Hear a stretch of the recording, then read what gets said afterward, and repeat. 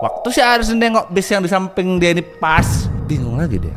Penuh dari depan sampai belakang tuh penuh penumpang, tapi yang bikin Aris bingung itu bukan karena penumpangnya. Penumpang yang penuh ini duduknya tegap semua dan ngeliatnya ke depan itu.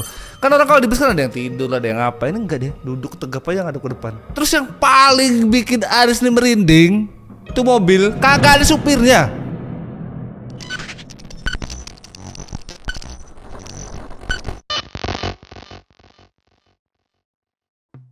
Tidak terasa cerita Rizal Muk sudah sampai di episode 33. Seperti biasa gue selalu mengingatkan kalau yang belum maraton, kalian maraton dulu lah nih. 1, 2, 3 sampai 33 itu udah cukup lah tuh, sebulan stok kalian tuh tiap pagi. Nah sekarang gue mau bawain sebuah cerita soal Alas Roban. Bukan Indonesia, rasanya kalau tempat yang pernah ada tragedi itu tidak dikaitkan dengan hal yang mistis. Selalu ada cerita yang berkembang di kalangan masyarakat tuh soal cerita-cerita horornya, termasuk yang ada di Alas Roban inilah. Karena di tahun 80-an dulu Alas Roban ini kan ceritanya kan dipakai untuk ngebuang mayat-mayat dari korban apa namanya?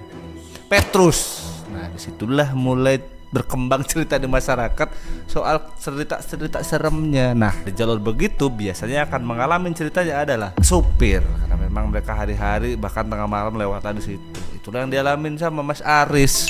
Mas Aris ini ada satu waktu dia harus nganter pickup truck dia ini lewatin jalur itu di jam 12 malam.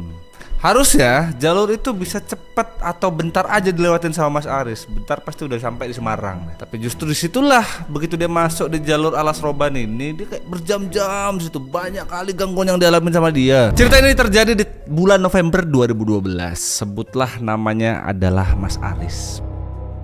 Gue samarin aja namanya. Nah, Mas Aris ini kerja sebagai supir truk logistik. Jadi emang dia udah biasa lah di jalur lintas.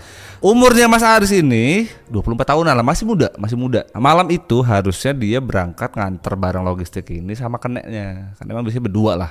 Tapi malam itu Mas Aris ini keneknya gak bisa ikut karena malam itu lagi tipes. Dan cerita ini dimulai dari sebuah warung kopi kecil yang ada di Kabupaten Batang. Itu tepatnya kayak tempat sebelum masuknya jalur Alas Roban. Waktu itu jam setengah 12, Mas Aris lah berhenti mobil situ, parkir neduh ke sana. Kenapa dia neduh di situ Bang Jal? Karena malam itu hujan. Hujan tuh benar-benar dari pagi sampai malam tuh hujan.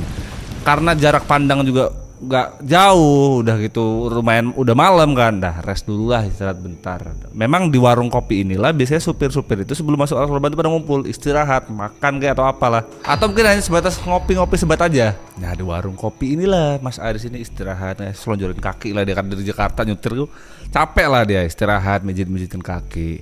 Supir tuh kalau nggak ngobrol kayak kurang gitu ya. Nah